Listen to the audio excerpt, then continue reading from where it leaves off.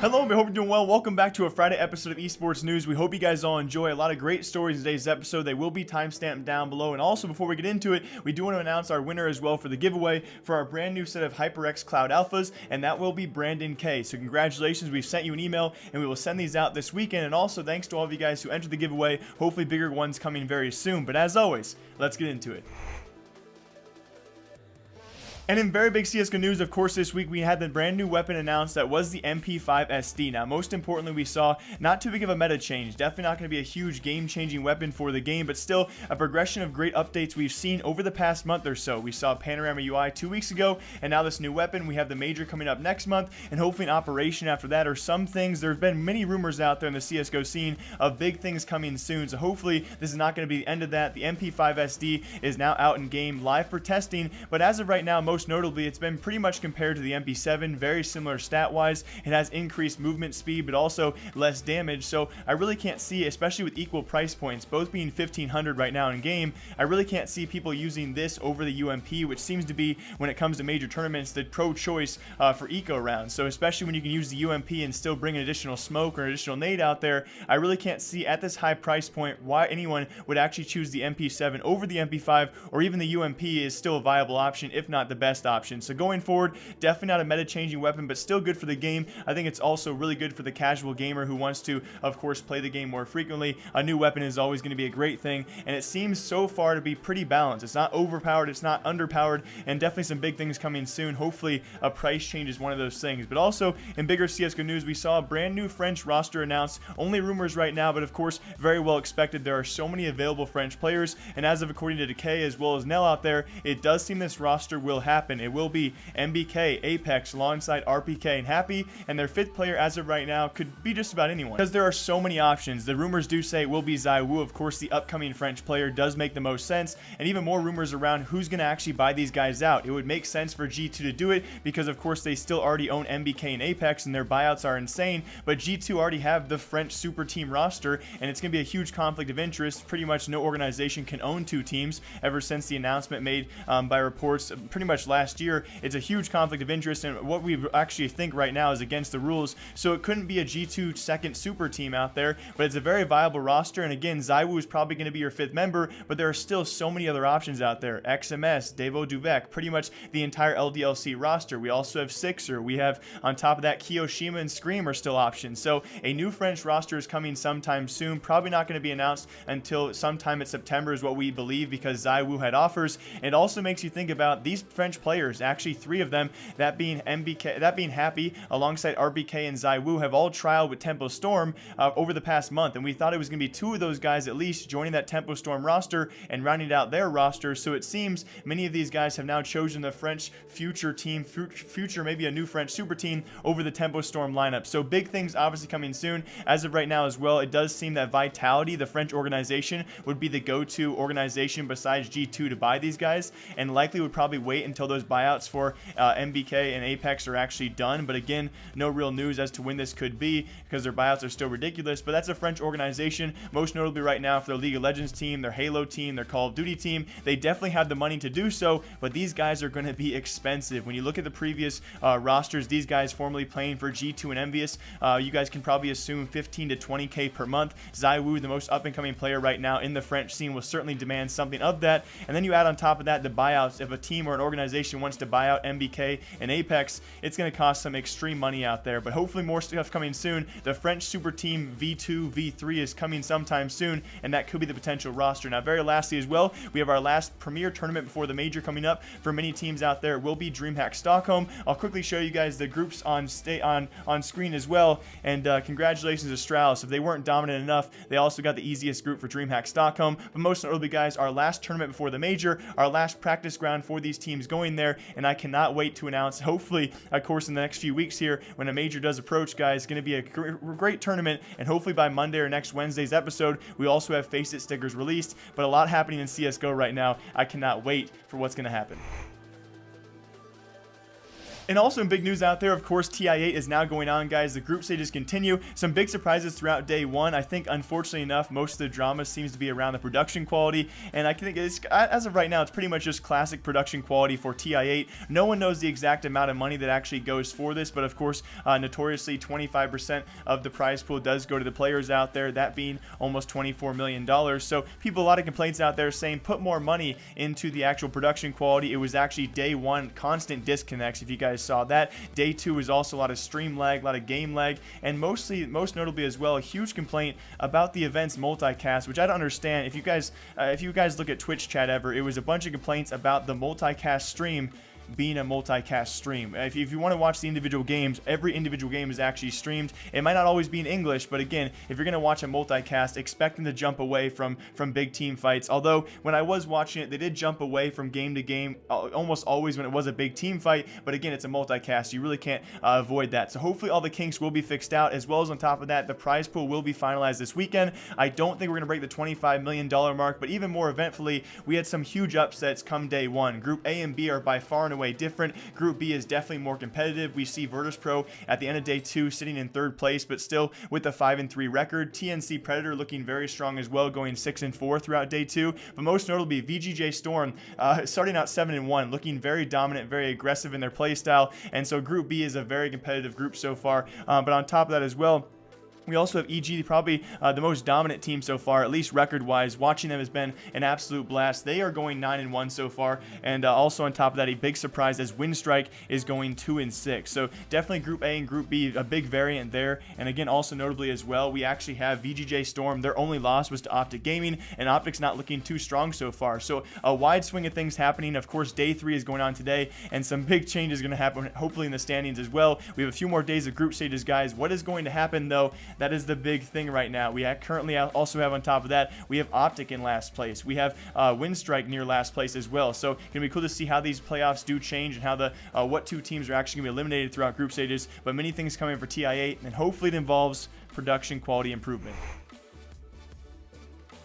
And also for Fortnite news out there, the only news we have as of right now, hopefully more by Monday, and our next patch update probably coming next week or sometime soon as well. We do have Skirmish Series Week 6 coming very anticlimactically. It was actually FaZe Cloakzy who came out with a stream clip earlier this week. We thought we might see a new format. Unfortunately enough, he does seem to be incorrect, but maybe we'll see that format in the future. It does seem we're going to see a second week now, week 5 being the similar, actually the exact same Kingpin format. So that means a victory royale. It's all based off eliminations. A victory gets your team 3 times the elimination bonus next game, and a 7+ kill game gets your team 2 times bonus elimination for the next game as well. So it's definitely more kill incentivized, and it was actually pretty fun to watch. And I'm going to give you guys a clip here as well as to what FaZe Cloakzy said. Apparently, if he was teaming with Ninja, he said that this might be the format for this week, although based off what he said, we might see this format in the future, and I think it's actually quite nice because this kill incentivized format did work out pretty well last week. Game is placement, so like every single game is a different, it's not a different tournament, but a different style. Yeah. Well, no, it's the same prize. So like if you win a game, you get $2,000. Whoa. And then if you come in second, it's 1,000, and that's how they're distributing the prizes. Oh god. So it's not like a full base thing like Epic does. So it's not so kills don't matter. Kills, I mean, you get like $1,000 for the most kills, but it's pretty much all about placements. And we know how to run battle royale, so like. Oh yeah, we got this. Yeah. So let's just say it's a total prize pool of 250K a day, so it's a guaranteed like 245K. So that does mean we could see a future format all based off placements pretty much. And again, I think actually a reference of that clip as well, he said like $2,000 goes to the winner. If you guys do realize the prize pool is going to be at least 250K, that means if only 2,000 goes to the winners and 1,000 goes to the second place finishers, that would be a lot of games played. So I think he was just using it as an example, and so we can expect probably for that format, if it does go down to a placements format, first of all, it would probably be a camp fest, but still it'd be very fun to see the tactical play of people of like, I think of Tfue and Cloakzy when it comes to tactical play, but that could be a future format. And although it could be a camp fest and maybe not the most fun to watch, I do think the prize pools will be a bit bigger. Maybe it would be up to like 5K for the winners and 2,500 for second place and 1,000 for third place, and that way we'd see probably I don't know, up to 10 games. I'm not really sure of the breakdown of the prize pool itself, but it does seem those prize pool numbers he threw out were kind of random, but maybe we'll see that in a future format for Skirmish Series. But this week 6 will be a continuation of Kingpin.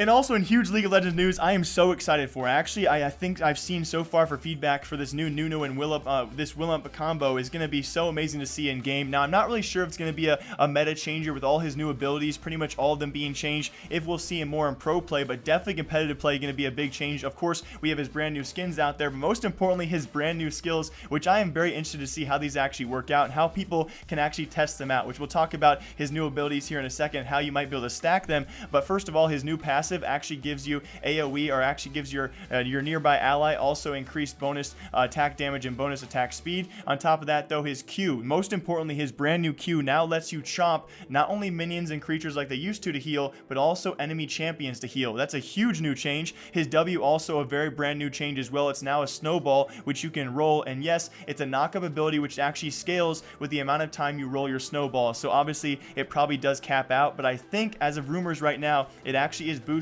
So if you have any kind of boots out there, it actually boosts with that, so you can actually move faster. And again, I'm sure that movement speed is also capped out, but you can imagine you rolling a snowball from a long distance away. It's going to be a bit hard to catch your enemies off guard, but if you're in the brush and you catch them very shortly, the knockup will be shorter. But now with your new E, that's actually Willump can actually fire a few shots at your enemies, which also briefly roots. And on top of that, the ulti actually pretty much stays the same, but the W and E really definitely change. The Q definitely changed as well. The ult is still the same. You can still hide in the brush, but I'm very curious as well going forward how many people out there are going to learn to stack their W, E, and their R in a new way, and I cannot wait to see how long these actual stuns can last and how those combos and stacks actually work. A brand new NUNU rework, I should say, and I cannot wait to see how that actually affects competitive play. On top of that, we also saw a brand new cinematic from Riot, bringing us all brand new high noon skins for all Lucian as well as Thresh and Urgot. They look really cool, and of course, we always love seeing those cinematics. Just like when the WoW released their BFA cinematics, I would love to see a whole entire movie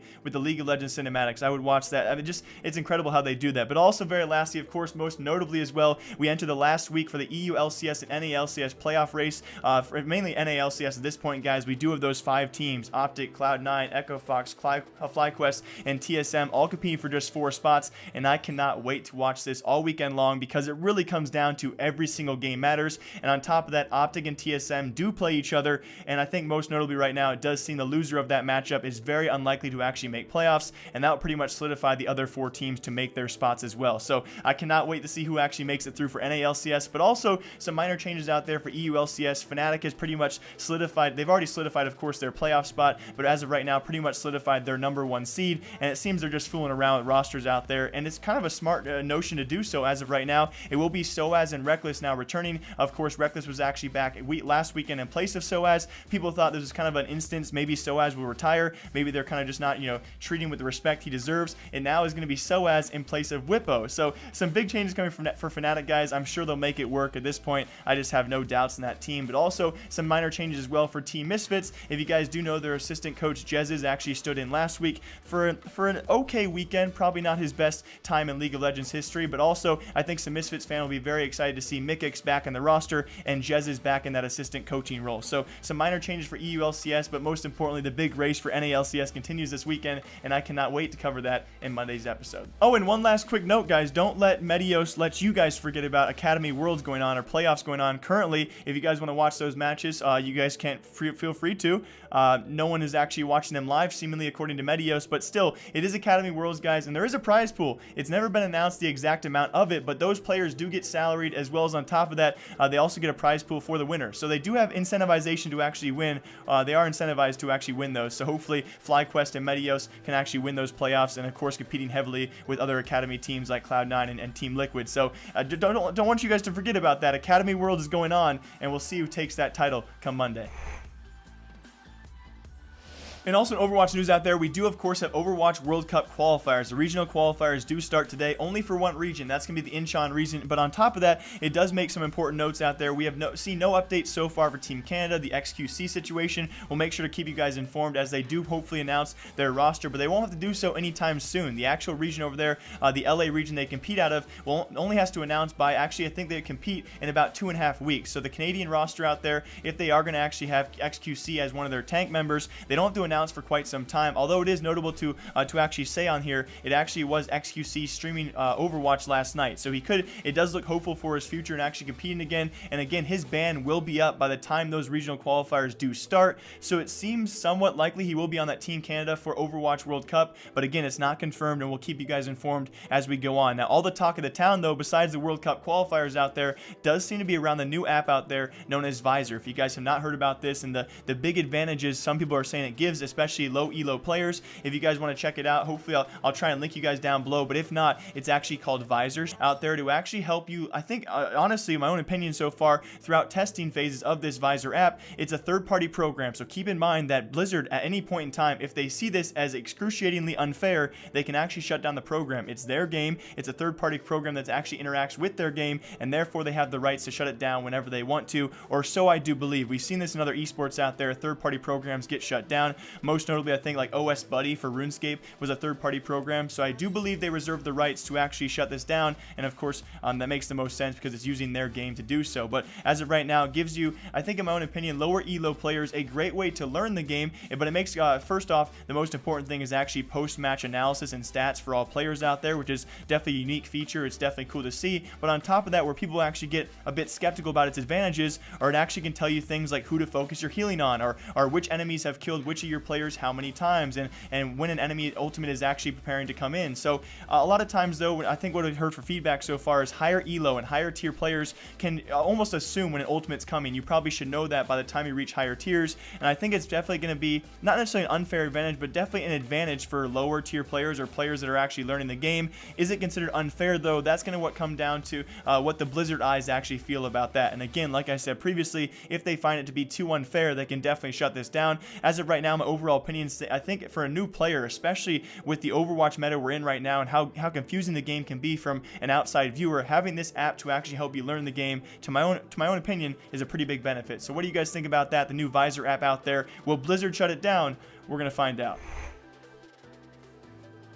And also, very lastly, Rocket League news out there. Not too much happening, so hopefully more by the end of the weekend or maybe sometime mid next week. We seem to be kind of in a dead period for Rocket League right now. But first off, we actually had G2's Miho, their current substitute player, actually announced on stream last night that apparently a big announcement was coming sometime today. So we'll talk about that next week. I'm not really sure how big of an announcement it really could be, but something to look out for. And also, very lastly, we have very own Psyonix actually announcing the real life, the physical edition of Rocket League. Now, what that might be, when you first hear physical edition, you might think real life Rocket League cars and such. It's not that. It's actually the announcement, the expansion of disc and cartridges Rocket League coming to PS4, Xbox One, and Nintendo Switch, coming very sometime soon. In the next 2 weeks, it should be released. So for all of you guys out there who have PS4, Xbox One, or Nintendo Switch and can't get enough of Rocket League on your PC or your current console, and you want to actually have it in a physical disc or cartridge, that's what Psyonix has spent his time on. So that's it for Rocket League news, and hopefully more coming by next week. And also to the one commenter out there who says Rainbow Six Siege news needs to be in these episodes, there's a free Rainbow Six Siege going on this weekend, as well as their major. So if you guys want to play Rainbow Six Siege for absolutely free, you can do so this weekend. So that was for you out there, our solo commenter who will not stop commenting about Rainbow Six Siege. But we hope you guys all enjoy. We will see you guys, of course, next week with a great recap of the weekend esports news, and hopefully with some better episodes coming as well. So we hope you guys all enjoy. Feel free to leave a comment down below. What did we miss? What can we do better? And we'll see you guys all come Monday. And until then, I'll see you then.